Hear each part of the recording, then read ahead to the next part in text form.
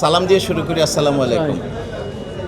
আমরা সিনেমাটা শুরু করছি কোভিড পরবর্তী সময়ে, বাট কোভিডের মধ্যে আমাদের এই গল্পগুলো রেডি হয়ে যায়। প্লটটা সিনেমার প্লটটা হচ্ছে সাম্যবাদের গল্প। এই ফিল্মের মধ্যে বৌদ্ধ আছে, মুসলিম আছে, সো সবগুলো ধর্ম আমরা ইকুয়ালি রাখছি। আর এটা একটা খেটে খাওয়া পরিবারের গল্প। বাংলাদেশের প্রেক্ষাপটে একদম এই ঘটনাগুলো অহরহ হচ্ছে। একটা স্বপ্নবাজ পরিবারের গল্প, যারা ড্রিম দেখে যে সামনে ভালো কিছু করবে, সামনে আমাদের একটা সুদিন আসবে, সেই জন্য তারা প্রচণ্ড পরিশ্রম করে। এই পরিশ্রমের মধ্যে তাদের ছন্দপতন ঘটে। আবার একটা ভুলক্রমে একটা কমিটমেন্ট করে যে তোমাকে আমরা এটা করে দিব।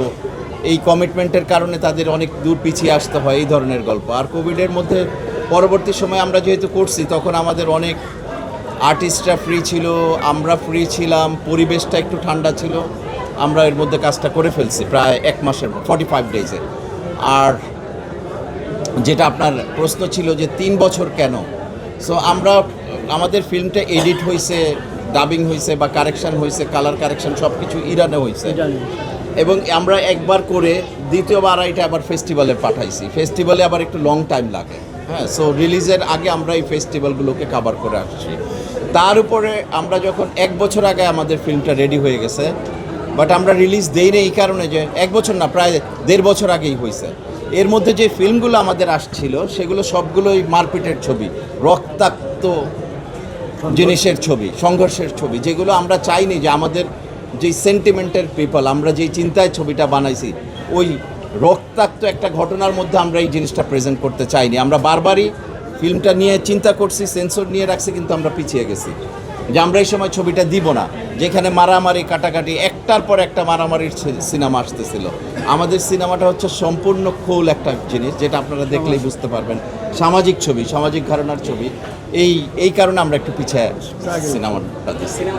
আমাদের ফিল্মটা ধরেন আমরা গোয়া ফেস্টিভ্যালে আমাদের 140টা ফিল্মের মধ্যে এটা অ্যাওয়ার্ডেড হয়েছে। এটা ওরা যে প্রদর্শনী করে নর্মালি 3টা থেকে 4টা শো দেয়, আমাদের এটা প্রায় মোর দ্যান 12 শো দিছে।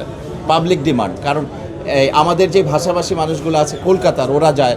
তারপরে বাংলাদেশ সম্পর্কে ইন্ডিয়ার কিন্তু একটা ভালো ধারণা থাকে যে বাংলাদেশ থেকে কি ফিল্মটা আসছে, এইটা একটা। তারপর আপনার ইয়েতে যেটা গেল সেটা হচ্ছে যে ইরানে যেহেতু নির্মিত হয়েছে, ইরানে কিন্তু প্রচণ্ড রকমের সিনেমা প্রেমী একটা কান্ট্রি, প্রচণ্ড রকমের। ওদের 5 মিনিটস থেকে 4 আওয়ার্স পর্যন্ত ফিল্ম তৈরি হয়, কিন্তু প্রত্যেকটা ফিল্মে এক একটা কিছু থাকে, এক একটা মেসেজ থাকে, এক একটা উপজীব্য থাকে। সো ইরানে যখন এই ফিল্মগুলো ইন্টারন্যাশনাল ক্যাটাগরিতে আপনার হচ্ছিল, আমাদের হলগুলো পুরো ভর্তি হয়ে গেছে, ওখানে আমাদের অ্যাওয়ার্ড ছিল। আমাদের এই ফিল্মটা আমেরিকাতে গেছে, অনেকগুলো রাশিয়াতে গেছে। সো আমরা সব জায়গায় যেতে পারিনি বিকজ অফ দ্য প্রতিবন্ধকতা, বা নিউজও আসেনি, বাট এই ফিল্মটা অনেক জায়গায় গেছে এবং প্রচণ্ড রকমের প্রশংসনীয় ছিল।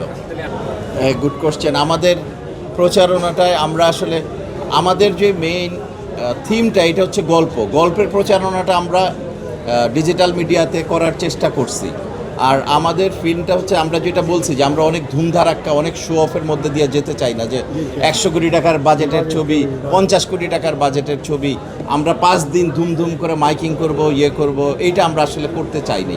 আমাদের ছবিটা আপনার ফার্স্ট শো থেকে লাস্ট শো পর্যন্ত যতদিন হলে থাকবে, যাতে এটা একটা মানুষের দ্বারা স্প্রেড হয়, এইভাবে আমরা চিন্তা করছি। যে আমরা নিজেদের ছবি অনেক ভালো হয়েছে, আসবেন দেখবেন, এইটা আমরা চাইনি। আমরা চাচ্ছি আপনারা বলুন, মানুষ বলুন। আমরা করেছি, বাট আমরা ওই থিমটাতেই ছিলাম যে আমরা একটু স্লোলি যাই। আমাদের ইয়েটাই ছিল এরকম প্রথম থেকেই, যে আমরা অনেক উচ্চবাচ্য করবো না, অনেক হাই কিছু না। এটা মানুষ যদি পছন্দ করে এমনিতেই হয়। কিছুদিন আগে একটা সিনেমা গেল জাহিদ হাসানের, শাহিদ ভাই কিছু উৎসব, আপনারা দেখছেন, উৎসব কিন্তু প্রচারণা ছিল না। আমরা ওই স্ট্র্যাটেজিটাই ফলো করছি, মানুষ দেখুক, মানুষ বলুক। মনপুরা সিনেমাটাও প্রথমে কিন্তু মানুষ ছিল না, তারপর কিন্তু এটা হয়েছে। সো আমরা ওইটাতেই গেছি, যে আমরা অনেক ভালো করছি, এটা আমরা বলতে চাই না, মানুষ দেখুক, এটাই ছিল।